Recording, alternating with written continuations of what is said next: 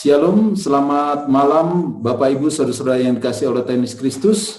Pada malam hari ini kita patut bersyukur kepada Tuhan oleh karena berkat dan anugerah-Nya. Pada malam hari ini kita boleh bersama-sama untuk mempelajari firman Tuhan melalui belajar Alkitab interaktif online.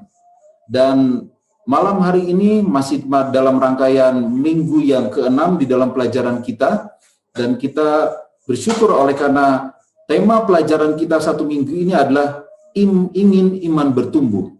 Dan khusus pelajaran pada malam hari ini, judul yang akan dibawakan adalah tanda-tanda kedatangan Yesus. Saudara-saudaraku yang kasih oleh Kristus, pada malam hari ini kita juga bersyukur oleh karena hamba Tuhan Pendeta Michael Palar akan menyampaikan pekabaran firman Tuhan. Dan tentu saja sejak hari Minggu kemarin hingga saat ini kita sudah banyak belajar tentang bagaimana Tuhan datang dan juga bagaimana nubuatan-nubuatan itu sudah digenapi. Untuk itu saudara-saudaraku, pada malam hari ini biarlah kita akan boleh mempersiapkan hati dan pikiran kita untuk mendengarkan pekabaran firman Tuhan yang nanti akan disampaikan oleh Pendeta Michael Palar. Namun sebelumnya saya ingin mengajak kita semuanya untuk tunduk kepala, kita bersatu di dalam doa. Mari kita bersatu di dalam doa. Tuhan Bapa kami yang bertahta di dalam kerajaan surga, pada malam hari ini kami datang kepadamu mengucapkan syukur untuk segala berkat yang Tuhan boleh berikan kepada kami. Khususnya pada malam hari ini kami boleh kembali bersama-sama untuk belajar Alkitab interaktif online yang kami adakan di malam hari ini. Kami mohon kiranya kuasa Roh Kudus Tuhan memberkati setiap masing-masing kami, sehingga setiap pelajaran yang kami pelajari bersama akan boleh menjadi berkat di dalam kehidupan kami, untuk kami boleh semakin lebih dekat lagi kepada Tuhan menjelang kedatangan Tuhan yang tidak lama lagi. Memberkati hamba Tuhan Pendeta Michael Palar yang akan membagikan firman Tuhan pada malam hari ini. Kiranya kuasa Roh Kudus-Mu boleh menjadi bagian hamba-Mu ini, sehingga setiap pelajaran yang akan dipelajari nanti akan boleh menjadi berkat bagi kami semuanya, dan juga boleh mempersiapkan diri kami untuk menyambut kedatangan-Mu. Berkati seluruh umat-umat Tuhan yang mengikuti acara ini. Kiranya berkat surga boleh menjadi bahagian kami semuanya. Terpujilah nama-Mu ya Tuhan, kami persembahkan doa ini di dalam nama Yesus yang menjadi juru selamat dan penebus kami. Amin. Saudara-saudaraku yang kasih dalam Yesus Kristus, pada malam hari ini sebelum kita mempelajari firman Tuhan, ada beberapa hal yang rindu mau saya sampaikan kepada kita semuanya.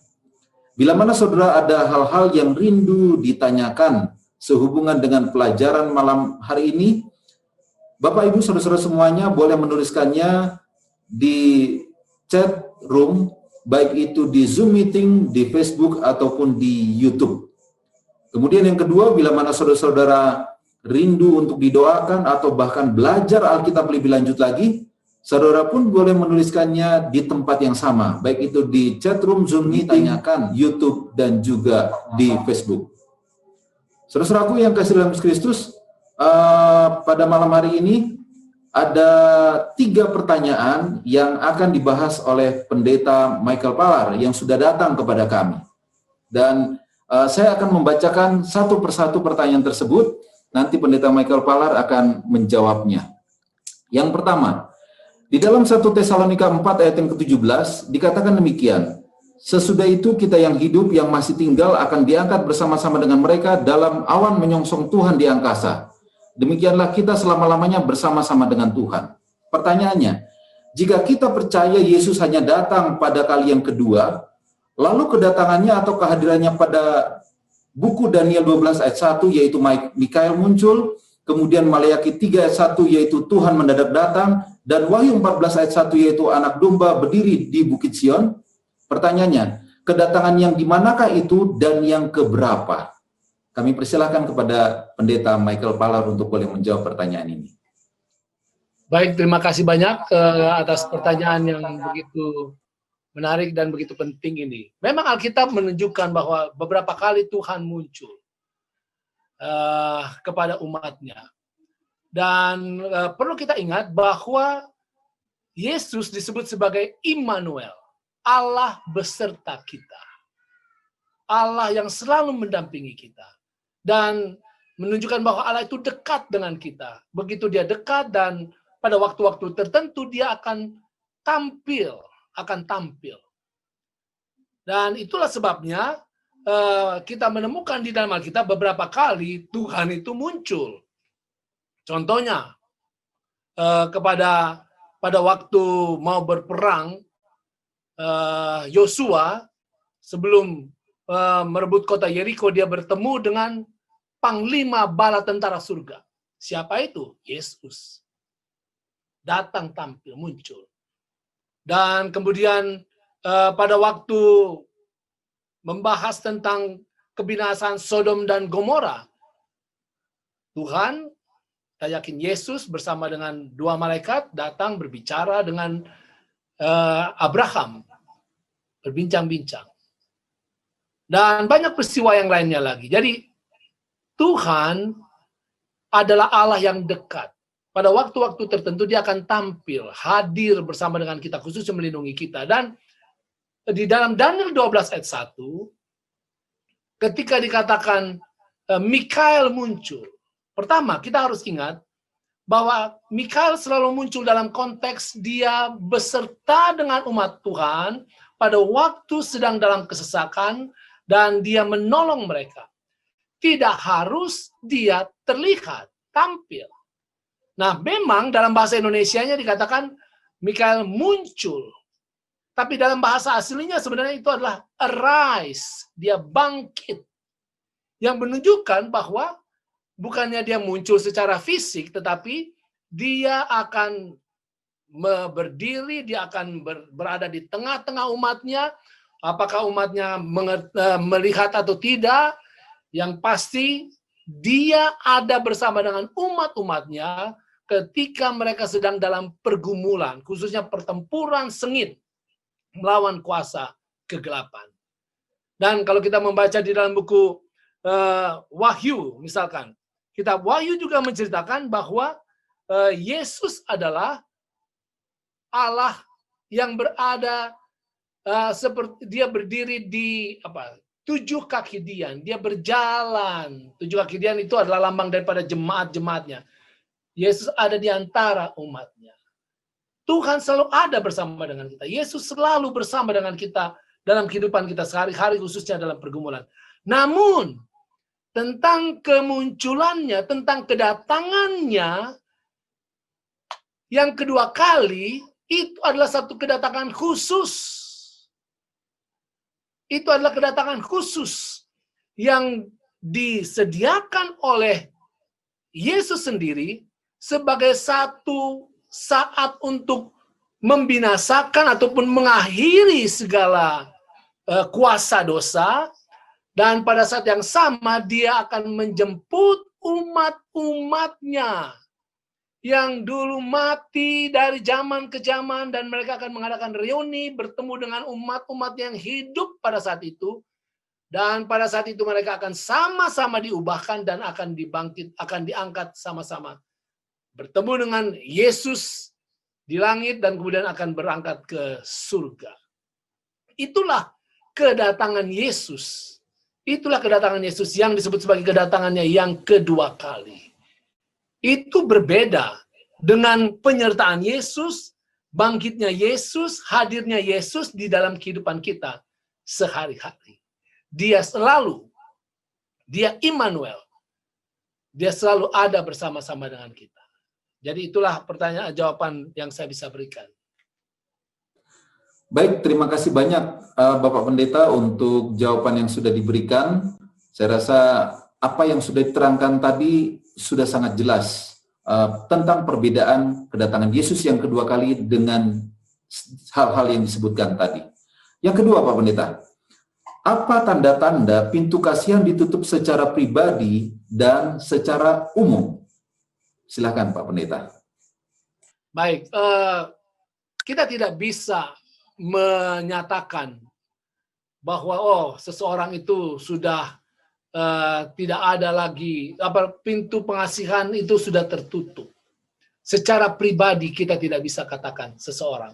Karena bisa saja seseorang yang kita anggap sudah tidak ada Roh Kudus lagi bagi dia. Tidak ada lagi jambahan Tuhan yang bisa menyentuh dia. Dan kita katakan, oh dia ini sudah tertutup pintu pengasihan bagi dia. Saya melihat dengan mata saya sendiri adik saya, saudara. Adik saya, kami berempat, dan kami berempat bertumbuh bersama-sama. 3 kami ini aktif di gereja. Adik kami pada awalnya juga demikian, tetapi pada waktu dia masa remaja, dia mulai menikmati kebut-kebutan, senang, dan kemudian ikut narkoba, saudara. Orang tua saya mendoakan dia, tapi dia tidak bisa kembali. Hidupnya terus dalam foya-foya. Usia 30 tahun masih begitu. Usia 40 tahun masih begitu, saudara. Nampaknya saya mengatakan dalam hati, wah ini adik saya ini sudah hilang ini. Kalau ngomong, saudara, mungkin karena pengaruh obat, tidak bisa nyambung. Cara berpikirnya berbeda. Dan kayaknya tidak bisa berpikir normal. Karena sudah pengaruh obat-obatan.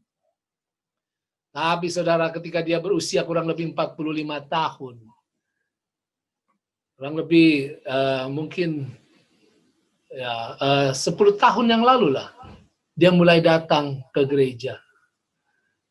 Datang ke gereja, dia mulai aktif ke gereja, Singkat kata, saudara, akhirnya dia sekarang ini penuh pertobatan. Bahkan tahun ini di jemaatnya, dia diangkat sebagai seorang ketua jemaat yang begitu berdedikasi, penuh penyerahan, setia kepada Tuhan. Jadi saudara, kita tidak bisa katakan apa tanda-tandanya. Anda secara pribadi tidak bisa mengatakan. Orang juga tidak bisa mengatakan tentang diri seseorang. Tentang dunia bagaimana? Ya, kalau kita belajar nubuatan akan ada pintu ketika dikatakan baiklah, yang jahat akan semakin jahat, yang baik akan bertambah baik. Dan itu dengan munculnya 7 malapetaka yang terakhir. Seperti yang dicatat di dalam buku Wahyu pasal yang ke-15, 16, dan seterusnya. Tetapi saudara, apakah itu akan menjadi satu tanda yang jelas? Oh, sudah tertutup. Kita tidak bisa mengatakannya. Yang jelas, pada waktu malapetaka itu terjadi, maka itu menandakan bahwa pintu pengasihan sudah tertutup dan Yesus sudah melepaskan jubah sebagai imam besar, dan dia akan menggunakan jubah sebagai raja di atas segala raja, siap untuk menjemput akan umat-umatnya. Itu saja yang saya bisa katakan untuk pertanyaan tersebut. Baik, terima kasih Pak Pendeta untuk jawaban dari pertanyaan yang sudah diberikan, jawaban yang sangat jelas untuk boleh kita terima bersama-sama. Lalu yang ketiga Pak Pendeta, apakah ada pengangkatan secara khusus ke surga? Karena ada ajaran-ajaran yang kami dengar mengenai hal tersebut. Kami persilakan Pak Pendeta. Ya, pemikiran tentang pengangkatan khusus ini adalah salah satu cara menginterpretasi Alkitab yang mengatakan literal, secara literal. Oleh karena dikatakan oleh Alkitab, oleh karena Yesus akan datang seperti pencuri pada malam, maka gambaran yang dikembangkan dari berdasarkan pernyataan itu adalah bahwa nanti Yesus akan mencuri kita satu persatu. Nanti ada pesawat lagi terbang, tapi pilotnya nanti dicuri. Ataupun Anda sedang bersama dengan keluarga, tiba-tiba yang satu akan diangkat sebagai pencuri. Ini adalah satu interpretasi yang terlalu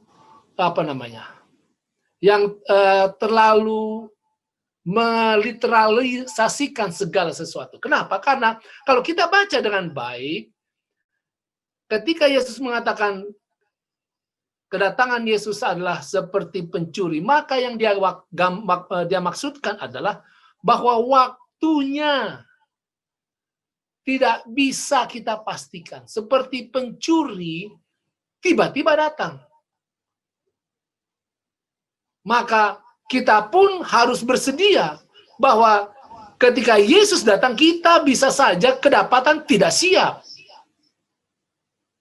Itulah sebabnya Yesus mengatakan bahwa tentang waktunya tidak ada yang tahu, bahwa bahkan anak pun tidak tahu.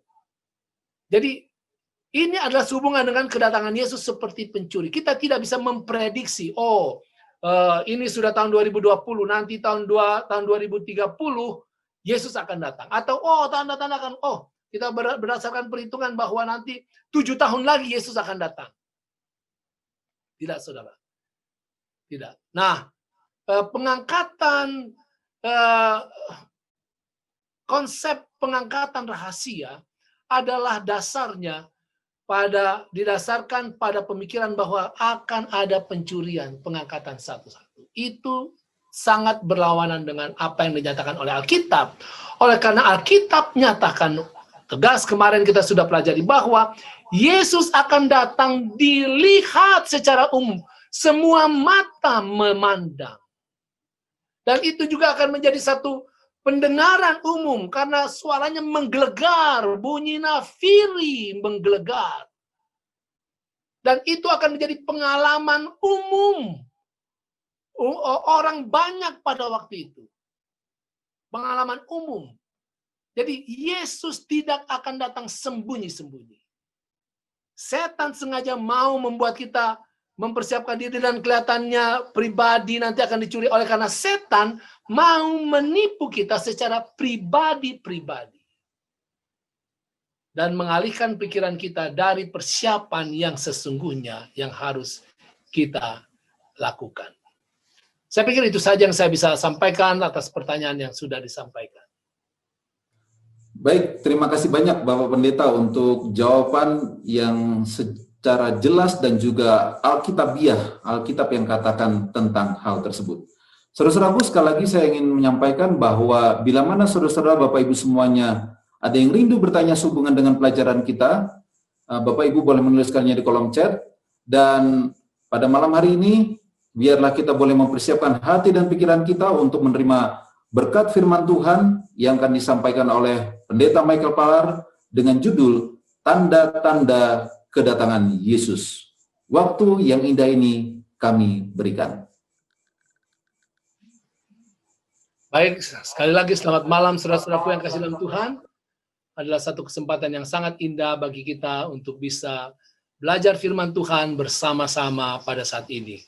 Untuk itu mari kita kembali bersatu di dalam doa. Bapa di surga, kami lapar dan haus akan firman-Mu. Biarlah Tuhan akan mengutus Roh-Mu untuk bekerja dalam hati pikiran kami, membimbing kami untuk mengerti sabda Tuhan. Dan kami boleh berjalan dekat dengan Tuhan, khususnya dalam menantikan kedatangan Yesus yang kedua kali. Dalam nama Yesus, amin. Pada malam hari ini kita akan mempelajari satu topik yang dikenal dengan tanda-tanda kedatangan Yesus. Tanda-tanda kedatangan Yesus. Mengapa kita perlu belajar tanda-tanda kedatangan Yesus kedua kali? Kenapa perlu? Kenapa? Yohanes pasal 13 ayat 19, Yesus mengatakan, "Aku mengatakannya kepadamu sekarang juga, sebelum hal itu terjadi, supaya jika hal itu terjadi, kamu percaya bahwa akulah Tuhan, akulah Dia." Jadi di sini Yesus mengatakan bahwa nubuatan, tanda-tanda kedatangan Yesus itu Dia nyatakan supaya kalau itu terjadi kita percaya. Oh benar, apa yang dikatakan oleh Yesus itu benar, itu terwujud. Artinya saudara, itu untuk menguatkan iman kita, kepercayaan kita kepada Tuhan. Sangat penting untuk kita dari waktu ke waktu dikuatkan. Jadi kalau saudara melihat tanda-tanda yang terjadi, maka itu bukan untuk melemahkan iman Anda, tetapi justru untuk menguatkan iman Anda. Yang kedua, untuk menguatkan iman kita, kalau kita sedang pergi ke Bandung, maka Anda kalau lewat tol, maka Anda akan lihat, oh ini Bekasi Barat, kemudian Bekasi Timur, kemudian Kerawang.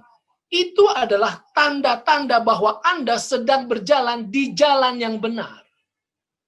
Ke arah yang benar. Kalau Anda sedang pergi menuju ke, Anda bilang, oh saya mau ke Bandung. Tentunya Anda, oh Tangerang.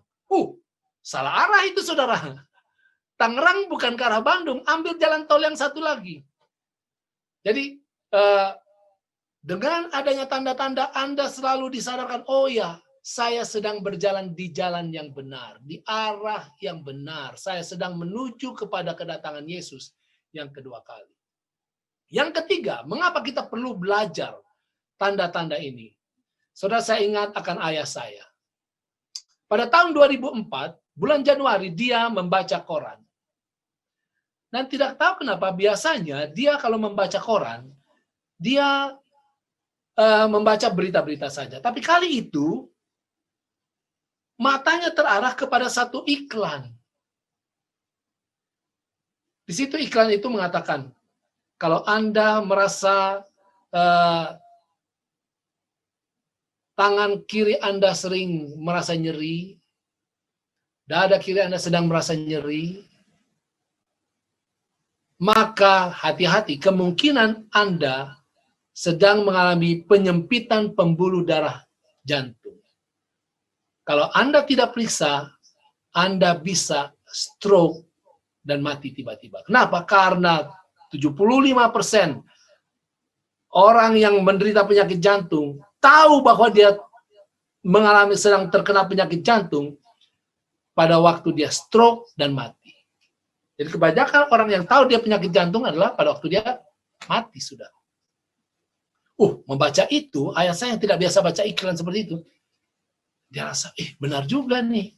Tangan saya kiri kurang nyaman. Dada saya juga. Jadi, keesokan harinya dia pergi ke dokter. Ke rumah sakit. Dia periksa. Dan ternyata benar, saudara. Ada 3 penyempitan pembuluh darah. Dan kemudian saya mengantarkan ayah saya pergi ke rumah sakit di Bandung. Dan kemudian dipasang ring. Oh, dia sudah senang. Tapi beberapa bulan kemudian ringnya ini hilang. Tidak tahu apa yang terjadi.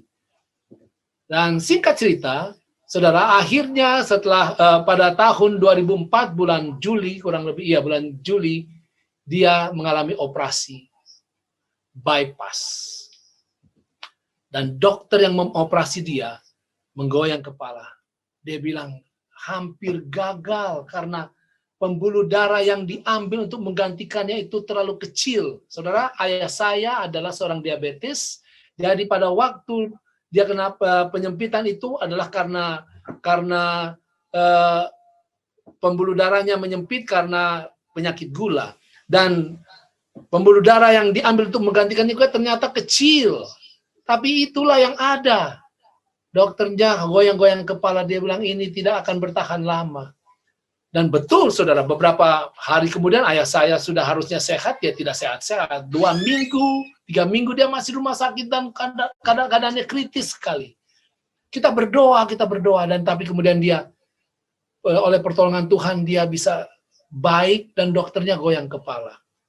Dan sejak itu, saudara, kalau ada dia rasa tidak nyaman, dia langsung pergi ke dokter. Dia pergi ke emergency. Kalau dia rasa tidak nyaman, dan hidupnya, saudara, berjalan terus sampai baru pada tahun 2018, akhirnya dia meninggal dunia. Dokter katakan, karena dia tahu tanda-tanda kalau dia mau stroke, maka dia bisa selamat sehingga umurnya panjang.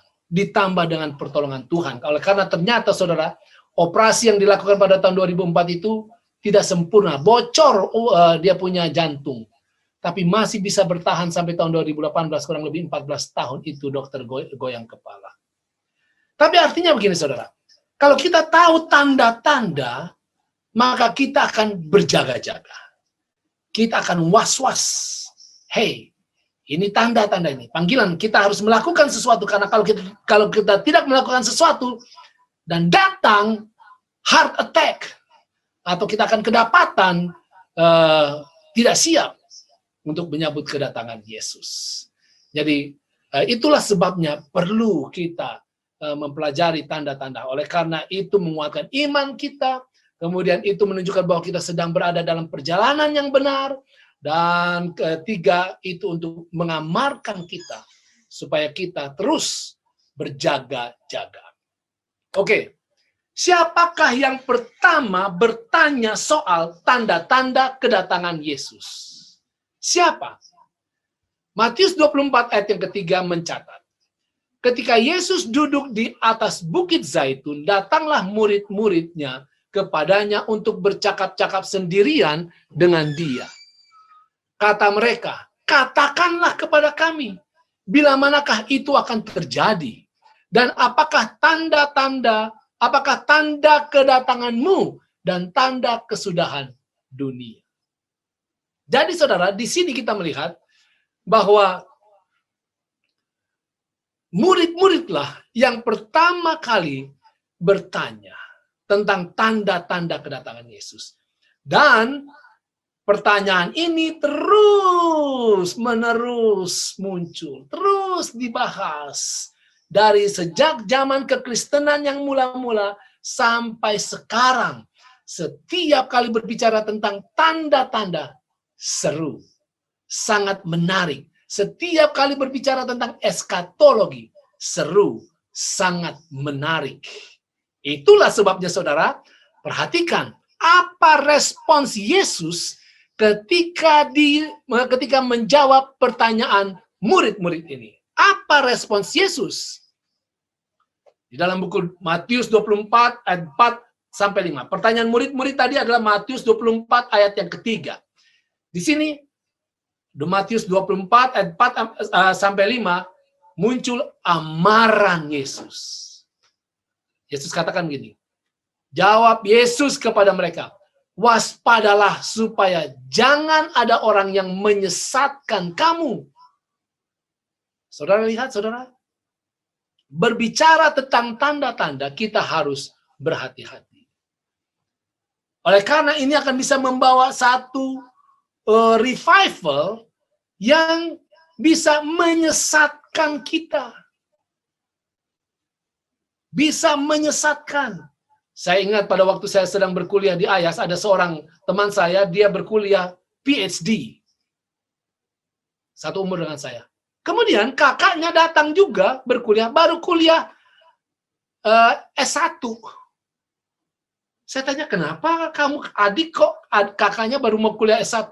Kemudian kakaknya ini bercerita. Beberapa tahun yang lalu, dia mendapatkan pekabaran tentang kedatangan Yesus yang kedua kali. Dan ada ajakan untuk pergi ke gunung-gunung. Dan dia begitu mau siap untuk menantikan kedatangan Yesus yang kedua kali, maka dia pergi ke gunung untuk menantikan kedatangan Yesus. Tapi Yesus tidak datang-datang. Oh, tanggal segini, Yesus tidak datang. Akhirnya saudara, dia menyadari bahwa dia telah tertipu.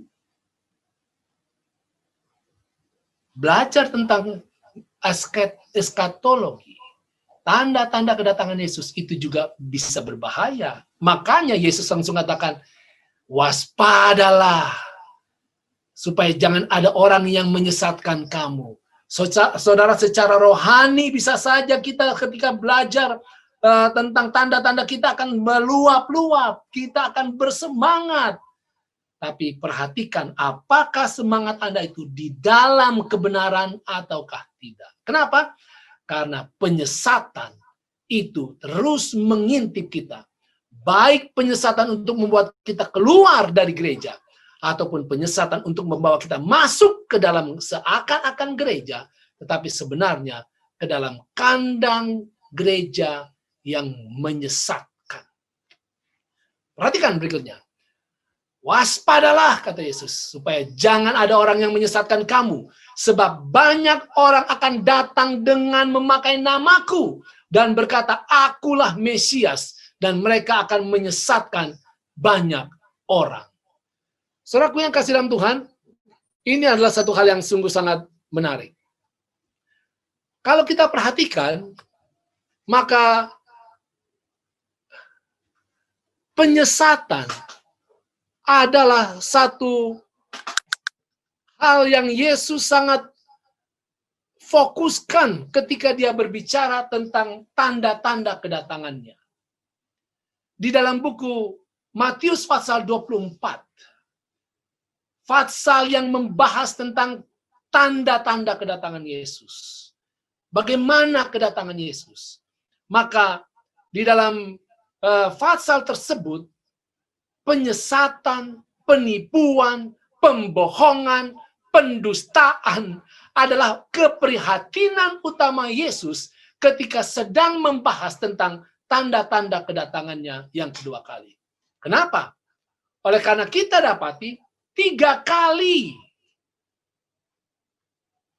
skenario penyesatan diungkapkan oleh Yesus yang akan dilakukan terhadap umat Tuhan. Matius 24 ayat 4 sampai 5 tadi kita sudah baca. Matius 24 ayat 11 juga kita akan baca. Dan Matius 24 ayat 24. Oke, mari kita lihat.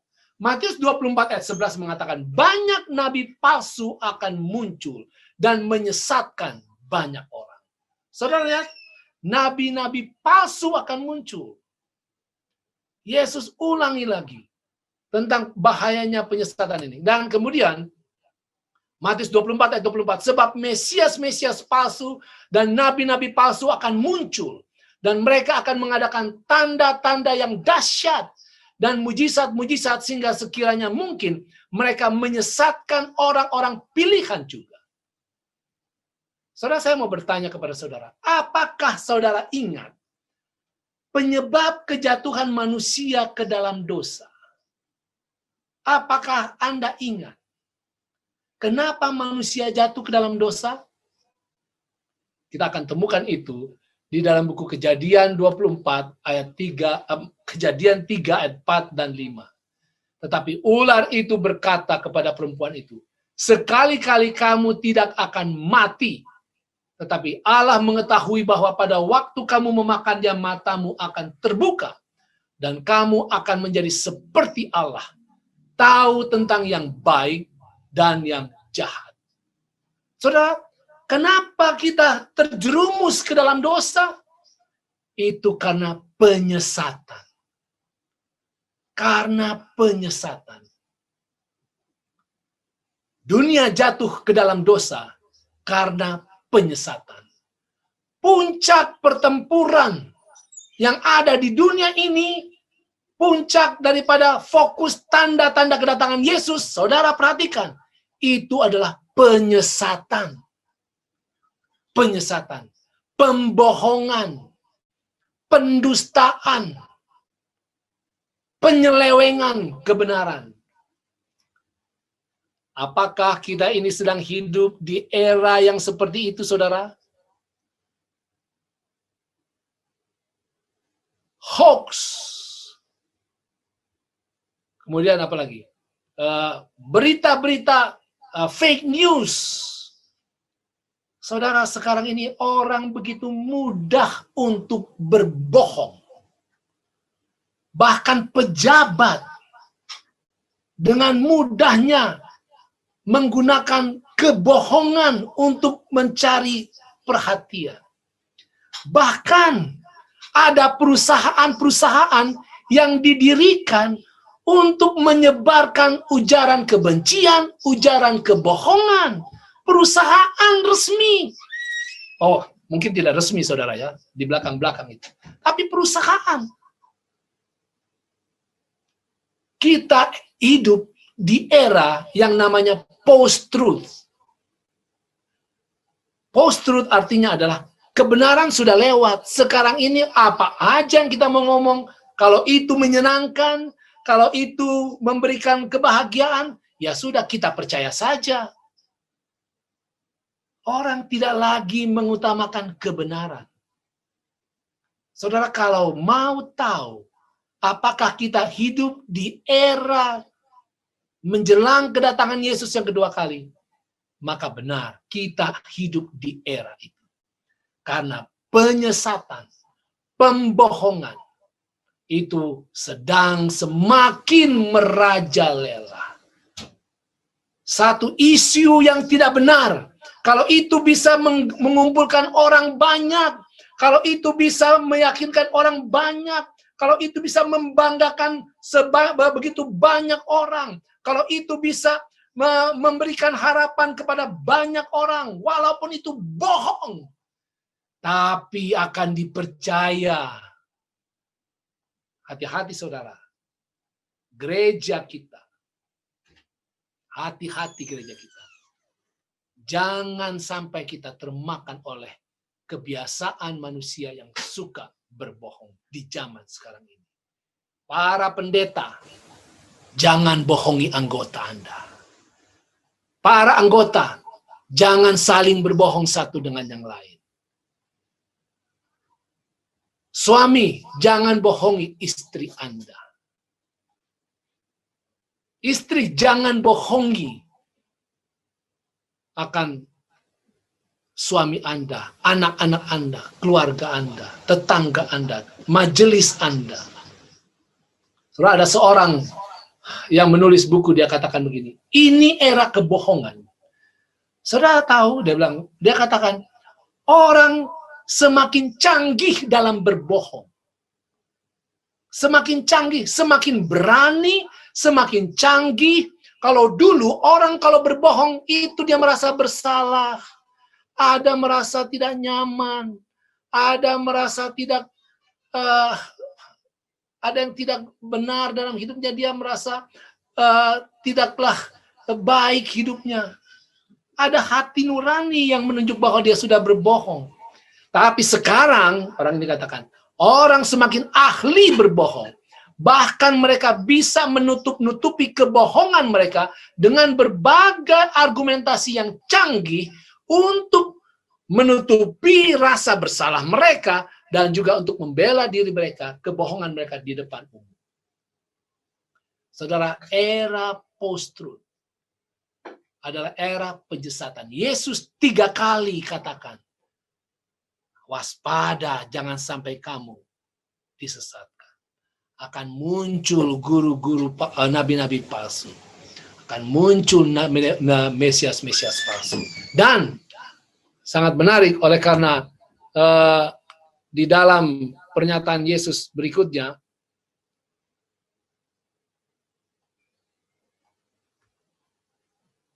kalau kita lihat kembali kepada Matius 24 ayat 24, sebab Mesias-Mesias palsu dan nabi-nabi palsu akan muncul. Dan mereka akan mengadakan tanda-tanda yang dahsyat dan mujizat-mujizat. Sehingga sekiranya mungkin mereka menyesatkan orang-orang pilihan juga. Saudara lihat, penyesatan akan semakin canggih. Bahkan menggunakan tanda-tanda yang dahsyat, mujizat-mujizat. Banyak orang mengira bahwa kalau ada tanda dahsyat, kalau ada mujizat, maka itu pasti ada Tuhan Allah yang benar. Saudara, itu tidaklah benar. Oh, ada yang mengatakan kalau ada nama Yesus di situ, ditambah ada mujizat-mujizat, sudah pasti di situ ada kebenaran. Saudara, itu tidak benar. Saya ingat pada waktu dulu ada seorang tiba-tiba saya diajak oleh saudara saya, ini orang ini opo-opo. Saudara, di tangannya ditulis nama Yesus. Nama Yesus di tangannya. Dia mengundang kedatangan roh jahat, roh setan, dengan nama Yesus. Tapi saudara, itu bukanlah Yesus yang benar. Di Manchester City ada juga pemain sepak bola yang namanya Yesus. Nama Yesus ada di mana-mana. Bahkan setan suka menggunakan nama itu untuk menyesatkan kita. Di era kebohongan ini kita harus hati-hati, saudara. penyesatan adalah puncak daripada pertempuran antara kebenaran dan kejahatan. Oke, apakah keadaan dunia menjelang kedatangan Yesus? Kamu akan Matius 24 ayat 6, kamu akan mendengar deru perang atau kabar-kabar tentang perang.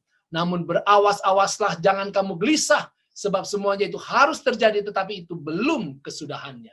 Jadi saudara, perang terjadi, dan itu menggelisahkan kita. Tetapi jangan khawatir, bukan itu yang akan mengakhiri dunia ini. Memang perang akan semakin berkecamuk. Peperangan, pertentangan di antara bangsa-bangsa. Tapi jangan gelisah. Itu akan semakin menakutkan, tapi jangan gelisah. Karena itu bukanlah yang akan menutup dunia ini. Ada yang mengatakan dunia ini akan berakhir dengan perang dunia yang ketiga. No way.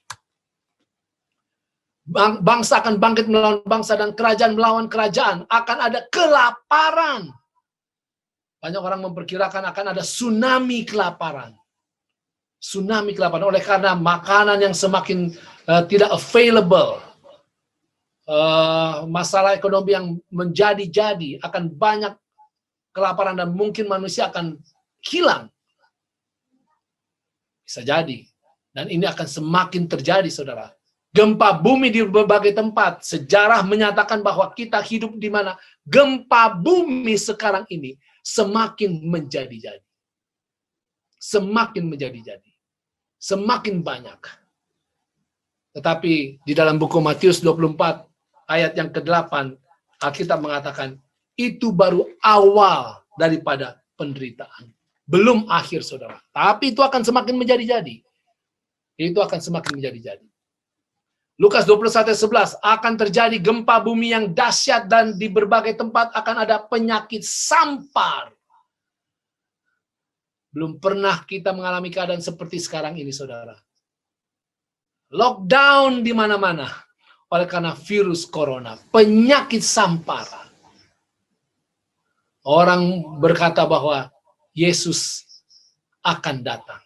Ini adalah tanda-tanda. Tanda-tanda bahwa dunia semakin tidak nyaman. Dunia semakin tidaklah layak untuk menjadi tempat untuk kita bertempat tinggal. Untuk kita hidup. Semua peristiwa ini harusnya mendorong kita untuk semakin rindu untuk melihat kedatangan Yesus yang kedua kali. Ini mendorong kita untuk semakin rindu untuk segera masuk ke surga. Lukas 21-26, orang akan mati ketakutan karena kecemasan berhubung dengan segala apa yang menimpa bumi ini. Sebab kuasa-kuasa langit akan goncang. Ketakutan, ada banyak orang yang ketakutan sekarang ini, saudara. Ketakutan. Dan memang kita harus takut. Kenapa? Kalau kita tidak masker, penyakit virus corona begitu mudah menular. Saya bertemu dengan om saya, seorang dokter penyakit dalam. Dia katakan, ini virus corona ini cepat menular. Dan kita takut untuk terkena penyakit menular ini. Karena terbukti ada banyak orang yang terkena dan kemudian mati. Satu keluarga meninggal. Ada dokter meninggal. Papa mamanya adalah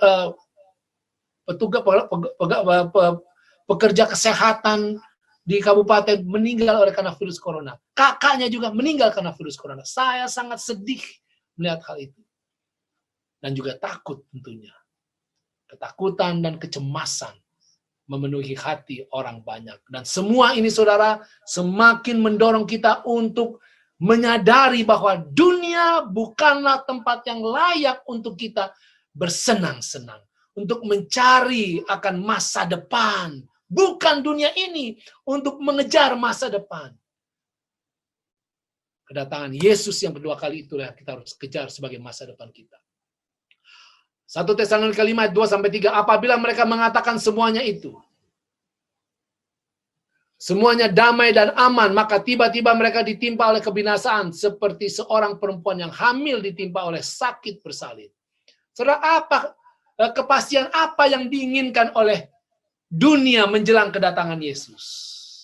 Kepastian apa? Kepastian damai. Saudara, sangatlah menarik oleh karena Bill Gates pada tahun yang lalu dia mengatakan bahwa dunia ini sedang semakin baik. Dunia semakin baik. Dunia semakin nyaman untuk menjadi tempat tinggal. Dan banyak alasan. Dia membaca buku yang ditulis oleh seorang yang bernama Steven Pinker. Steven Pinker katakan begini, bayangkan, dunia semakin lebih baik. Persentase populasi dunia yang hidup dalam kemiskinan ekstrim telah anjlok. Sejak tahun 1950, lebih dari 50% populasi dunia hidup dalam kemiskinan pada tahun 1950. Saat ini jumlahnya hanya 10%. Hebat, bukan? Dunia semakin nyaman. Persentasi populasi dunia yang dapat membaca telah meroket sejak pada periode pertama. Sedangkan 36% populasi dunia melek pada tahun 1950, pada tahun 2010, 83% bisa membaca. Tadinya cuma 36% bisa membaca, sekarang 86% bisa membaca. Dan berbagai-bagai hal yang lain yang diungkapkan. Dan Bill Gates katakan benar. Dengan dunia, apalagi dengan komunikasi sekarang ini, komputer, dengan handphone, wah betapa canggihnya. Dunia semakin nyaman. Dan itu akan semakin meningkat kenyamanannya. Tapi perhatikan apa yang dikatakan oleh orang yang sama, Bill Gates, pada bulan Juni yang lalu.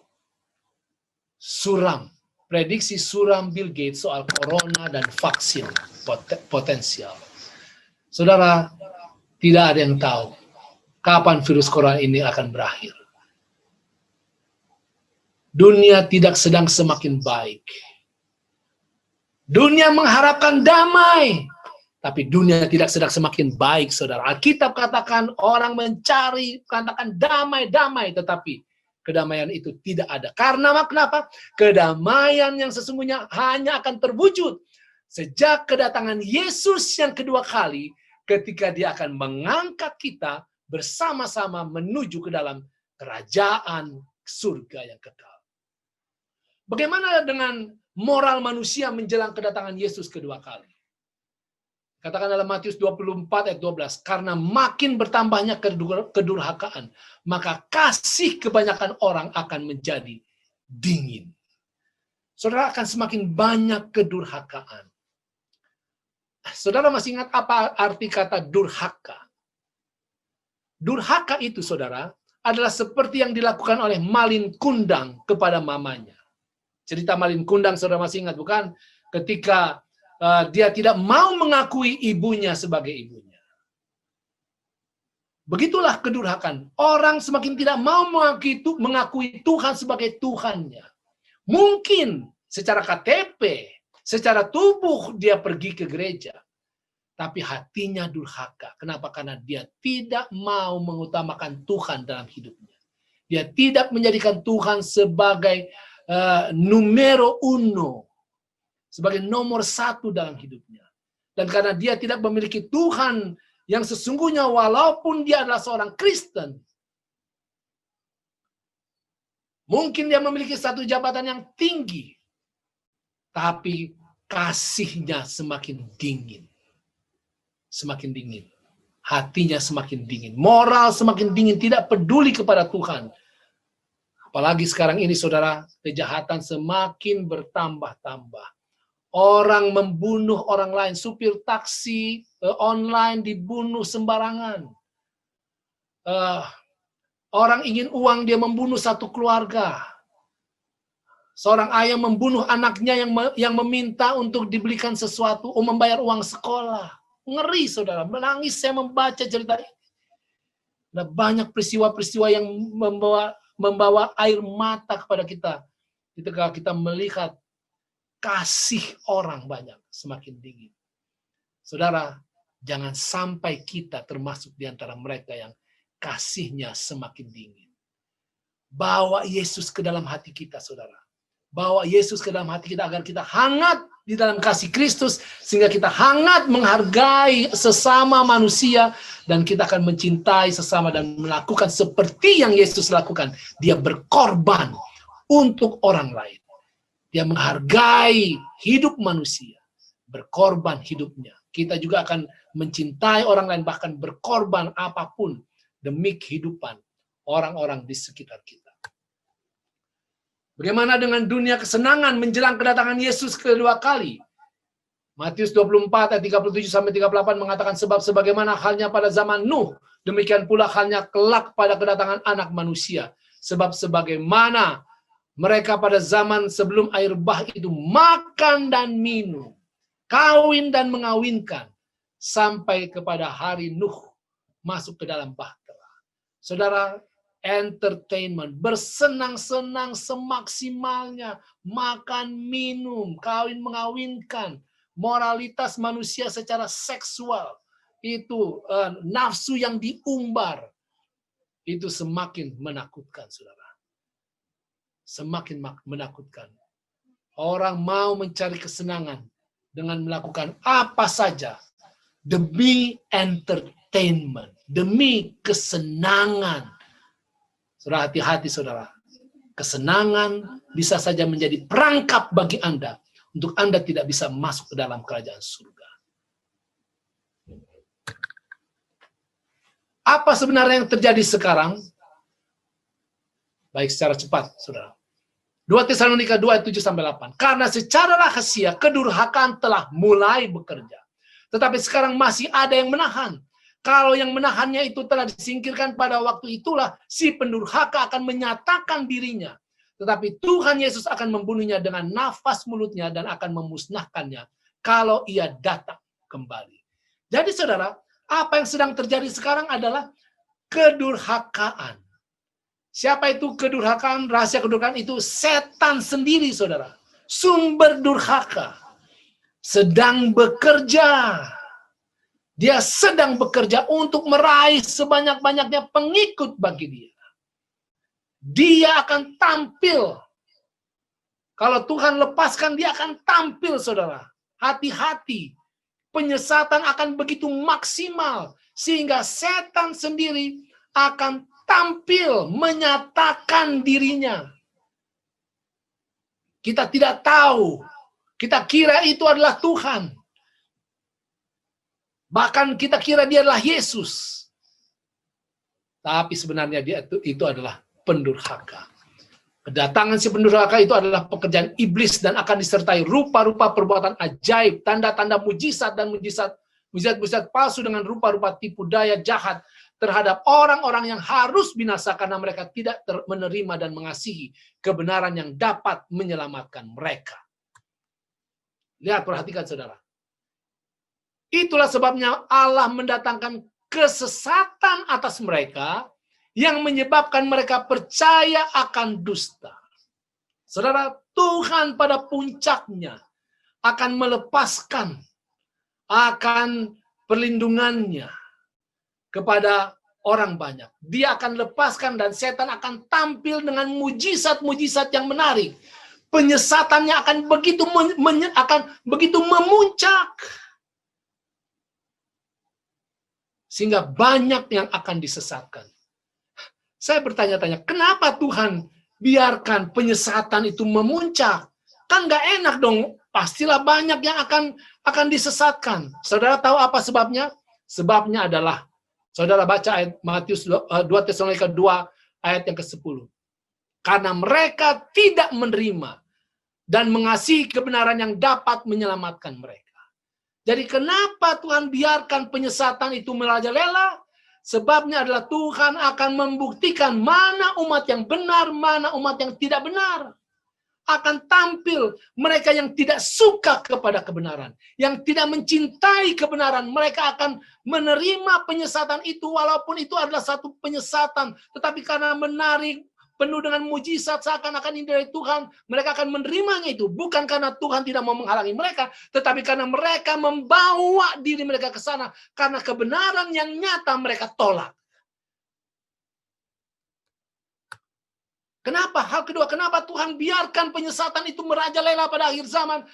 Dalam Matius 24 ayat 14 katakan, dan Injil kerajaan ini akan diberitakan di seluruh dunia menjadi kesaksian bagi semua bangsa, sesudah itu barulah tiba kesudahannya.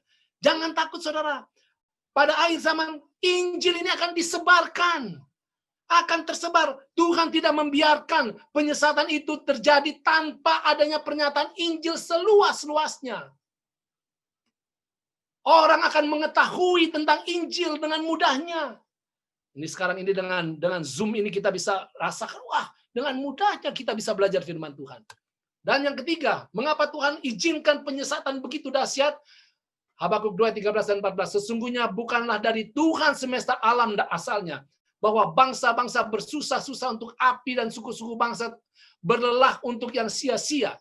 Sebab bumi akan penuh dengan pengetahuan tentang kemuliaan Tuhan, seperti air yang menutup dasar laut. Jadi bangsa-bangsa mengejar kesia-siaan. Padahal kebenaran pengetahuan tentang Tuhan itu seperti air yang menutupi dasar laut. Tersedia, available di mana-mana. Tetapi mereka akan dipisahkan. Yang menolak dan yang menerima akan terlihat secara nyata. Saudara, terimalah kebenaran firman Tuhan. Hiduplah di dalam Yesus. Jangan hidup berdasarkan gairah mujizat, gairah kesenangan, gairah-gairah yang membawa kita jauh daripada firman Tuhan. Sediakan diri Anda. Tanda-tanda menunjukkan bahwa Dia pasti datang. Dan itu semakin segera akan terjadi. Mari kita berdoa. Bapa di surga, terima kasih. Kami belajar dari tanda-tanda ini. Benar, kami berada di arah yang benar. Di iman yang benar bahwa Engkau segera datang. Dan kami mau waspada.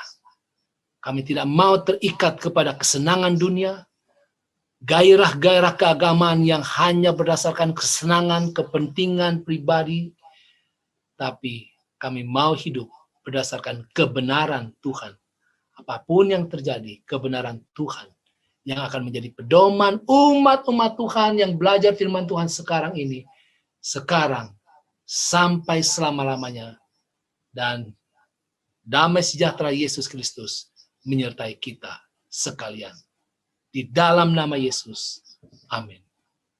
Puji Tuhan dan terima kasih kepada Pendeta Michael Palar untuk pelajaran yang sangat berharga pada malam hari ini, sehingga kita boleh mengetahui apa saja tanda-tanda kedatangan Yesus yang kedua kali.